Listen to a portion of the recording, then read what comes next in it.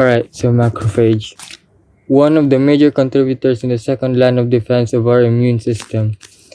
It's shaped like a Play-Doh that's been given to a 3-year-old child, but its shape means business because its shape is highly optimized to devour other organisms. It's literally named after macro, meaning big. It has temporary tentacles called pseudopods, which is used to move around, hunt prey, move itself closer to said prey, and grab a flurry lunch. But why though? Remember when I said it's one of the major contributors to the immune system? See, the skin is the first line of defense against these intruders. So if it manages to slip right through, the only thing that's standing between it and the main task force is the macrophage. The macrophage is kinda like the kraken of the body.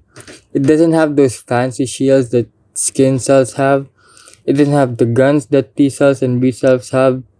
It simply devours. The remains of the digested pathogen gets used to make an antigen, which is then used by the helper T cell, a white blood cell from another department, to confirm the presence of an attack and also to ID the invaders. So the macrophage is responsible for devouring invaders during a response and for IDing said invaders for analysis by helper T cells. It can also activate the immune system for battle, but almost every other white blood cell does that, so it doesn't count. How does it work?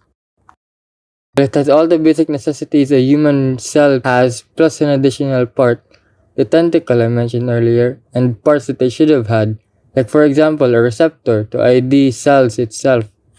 It starts off roaming around the body until it finds an intruder and engages in a manhunt.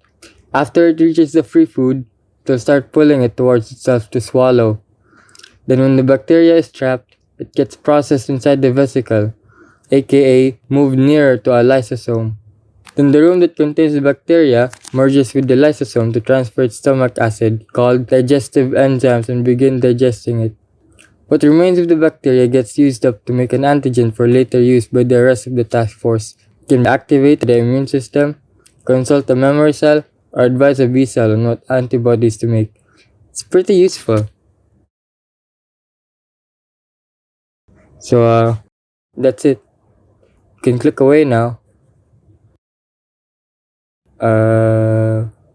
Adios!